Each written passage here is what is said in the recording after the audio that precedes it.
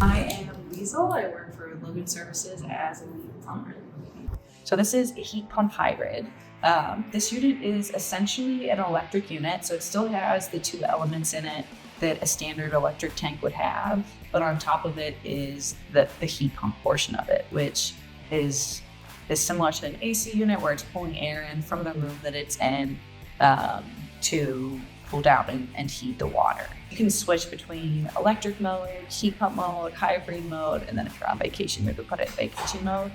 And these features is what makes it more efficient than a standard electric heater, because it's going to know when you're using like high volumes of water to switch into electric mode, and when you're just using water as you normally would in the home, you can be at its most efficient with the heat pump mode.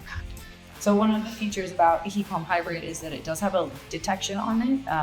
So if the unit starts leaking into the bottom of the pan or trickling down into the tank itself, an alarm will go off to notify you, hey, something's wrong. You can have a professional on to check it out.